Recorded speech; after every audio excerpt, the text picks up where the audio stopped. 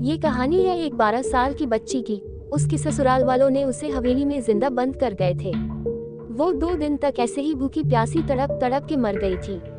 रात को उस गांव में हवेली में से किसी के चीखने की और रोने की बहुत तेज डरावनी आवाजें आती थी, जैसे कोई मदद के लिए पुकारता हो। सितारों से चमकती रात थी। गांव के किनारे एक पुरानी हवेली का साया डोल रहा था। जिंदगी के शोर से दूर वहाँ एक अजीब माहौल बसा हुआ था, जिसने गांव वालों में भय और रहस्य की बातें थी।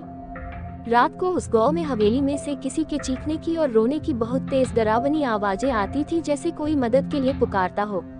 गांव के लोग उस रास्ते से जाने में भी डरने लगे थे। तब गांव के युवक विवेक और उसके दोस्त हर्ष ने मिलकर निर्णय लिया कि वे हवेली में रात बिताएंगे और उसकी रहस्यमयी कहानी को सुलझाने का प्रयास करेंगे। रात का समय आया और वे हवेली की ओर बढ़े। दरवाजे की ध्वनि से ही उनका हृदय कांप उठा, लेकिन उन्होंने अपना निर्णय दृढ़ रखा। हवेली के अंदर उन्होंने अजीब सी छायाएं देखी और वहां से गूंजती हुई सनसनाहट की आवाजें आ रही थी। विवेक और हर्ष ने धीरे धीरे एक कमरे की ओर कदम बढ़ाए। वहां कुछ पुराने बर्तन पड़े थे। एक खिड़की से चांदनी की किरणें उन बर्तनों पर झिलमिला रही थी। तभी विवेक और हर्ष की नजर उन बर्तनों पर गई तो उन्हें वहां एक लड़की बैठी हुई दिखी, पर वो सिर्फ चमकते बर्तनों में दिख रही थी। विवेक और हर्ष डर गए, क्योंकि वो एक आत्मा थी। तुम कौन हो? विवेक ने डर के साथ सवाल किया। उन बर्तनों से आवाज आई, मैं एक विधवा महिला हूँ जिसे यहाँ छोड़ दिया गया है। मेरा नाम मनीषा है। विवेक और हर्ष की आंखों में आश्चर्य छाया, लेकिन वे आगे बढ़े और मनीषा के साथ बातचीत करने लगे।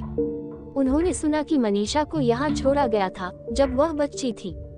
तभी उसकी शादी कर दी गई थी और शादी के अगले दिन उसके पति की सड़क हादसे में मौत हो गई थी।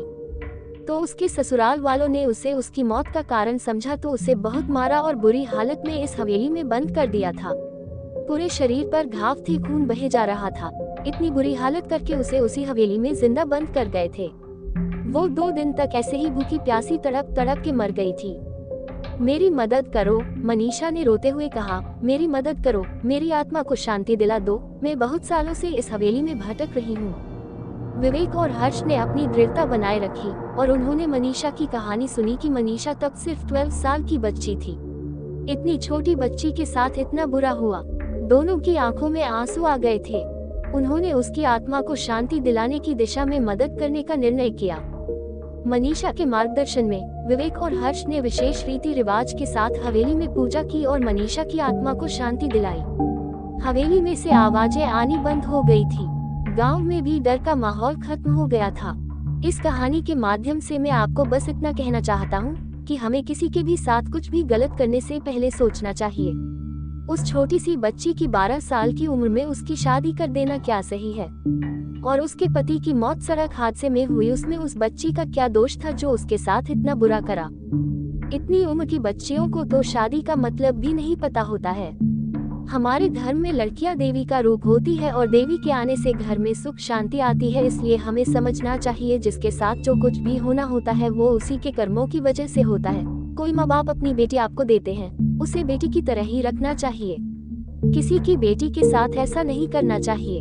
अगर मेरी ये कहानी आपको पसंद आई हो तो कमेंट, शेयर जरूर करें।